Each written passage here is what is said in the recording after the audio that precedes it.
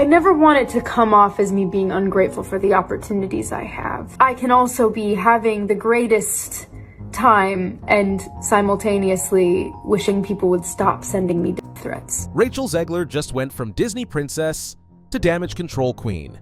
The Snow White remake has officially tanked. Theaters are empty, fans are furious, and now Zegler is reportedly begging Disney to bring her back after one of the most expensive flops in Hollywood history. What went wrong? What happened behind the scenes? And is it too late for Zegler to clean up the mess she helped create? Stick around because this fairy tale just turned into a full-blown crisis. Just last year, Rachel Zegler was Hollywood's next big thing. Cast as the lead in Disney's live-action Snow White, she was front and center, singing her way through press tours and hailed as a fresh new take on the iconic princess. But fast forward to March 2025, and she's watching her own movie in a theater that looks like a zombie apocalypse hit the box office. Thanks to an Instagram story from a friend, we see Zegler and a few ride-or-die pals cheering awkwardly in a theater with more empty seats than popcorn buckets. The numbers? Absolutely brutal. 3.5 million in Thursday previews, 43 million opening weekend, and a production budget north of $250 million, not even counting marketing. Compared to The Little Mermaid's $95 million debut, this isn't just a flop, it's an implosion. But wait, it gets worse. An old clip resurfaced of Zegler declaring that, and I quote, "People will wait in line to see me like the winged victory statue at the Louvre." Well, now the only thing people are lining up for is to roast her in the comments. Critics didn't hold back. Social media lit up. Welcome back to reality, princess. Maybe don't diss your source material next time. Even Ian Miles Chung chimed in, pointing out that Snow White is officially Disney's lowest performing remake in decades. This wasn't just a cinematic failure, it was a full-on PR disaster. It all started when Zegler made an unscripted political statement at Disney's D23 event. Executives were blindsided. What was supposed to be a fun promo turned into instant controversy. And then came the social media landmine.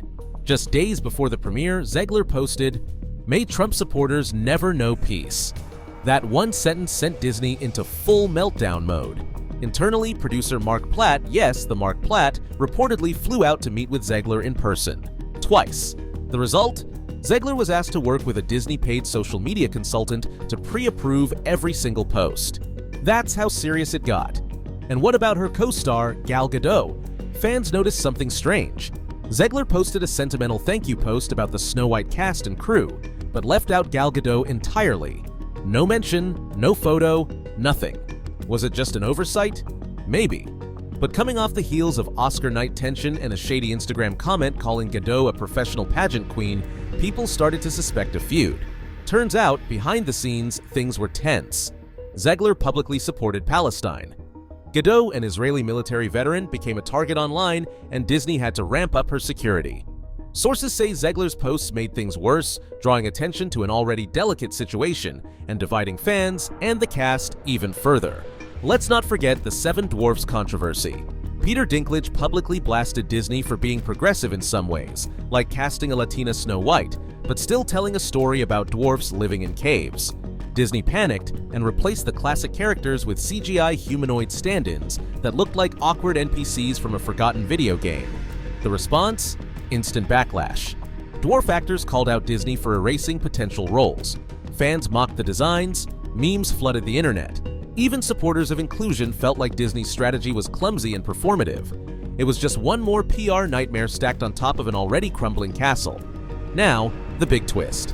Insiders say Zegler is in full damage control mode, working behind the scenes to win back Disney's trust. She's agreed to tighter control over her social media, private coaching sessions, and is reportedly open to appearing in smaller Disney projects, even voice roles, just to get back in the good graces of the studio. Producer Mark Platt is allegedly advocating for her internally, but sources claim Disney is re-evaluating her brand fit. Translation? They're not sure she's worth the risk. After a $200 million flop, that's not surprising. While all this chaos was unfolding, how did Disney respond? Not with a bang, but with a whisper.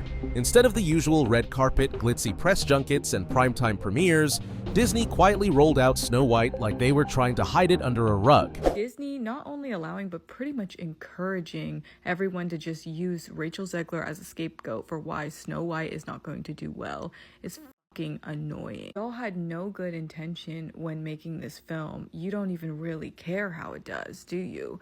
And you're just gonna use this young woman as an easy out when you know that you had no original thought when you decided to make this film. You just needed to do it to keep the rights. People are boycotting this film because of Gal Gadot.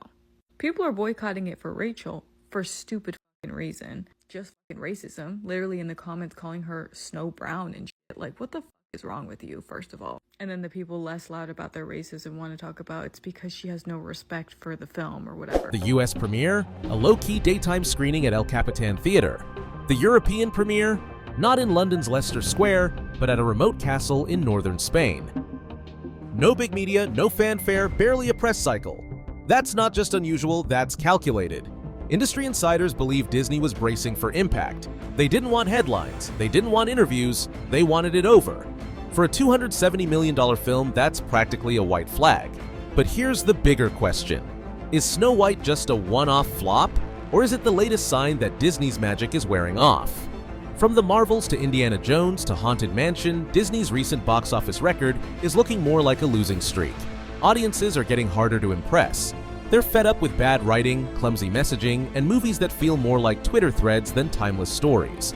And when your lead actress openly criticizes the original source material, alienates half your audience, and ignites internet-wide feuds, that's not just bad PR.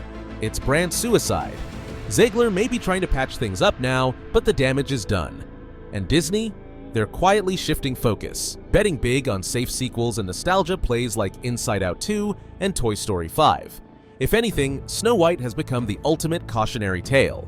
You can spend hundreds of millions, cast a rising star, and still lose the crowd if the story and the strategy don't connect. So, what happens now?